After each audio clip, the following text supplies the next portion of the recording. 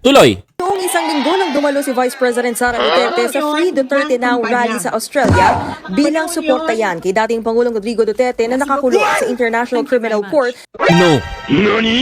Nagrally kayo dyan because alam na ninyo, mga kababayan ko, alam na ni Duterte na gusto nyong ipakita sa Australian government na may taga-suporta si PRRD dito. But suddenly, mga kababayan ko, hindi bumenta ang patutsyada ninyo at pabibo ninyo dyan sa Australia.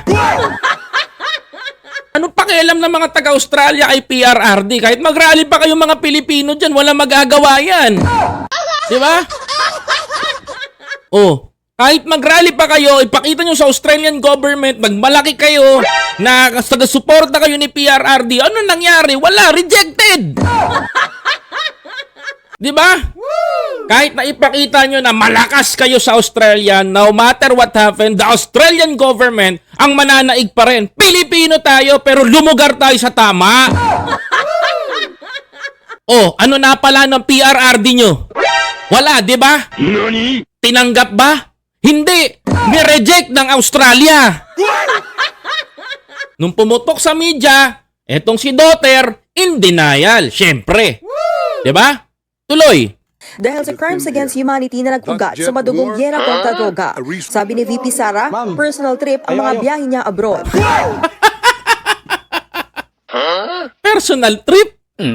Pero ang dami mong stop.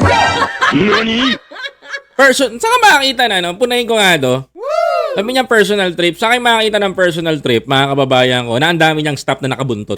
Halos yung kalahati ng OBP ng mga stop niya, bit-bit niya. That is a personal trip, mga kababayan ko.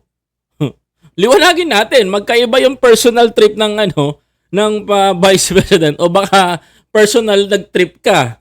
Personal ka nagtitrip sa Australia. Baka nagtitrip to sa Australia, mga kababayan ko. Oh, yun sa bagay, mga kababayan ko, personal trip daw. Kaya pala ibig sabihin nun, nag-trip siya sa Australia, mga kababayan. Kaya pala nagsisisigaw ng political persecution. Persecuted, Diyos ko. Personal trip nga.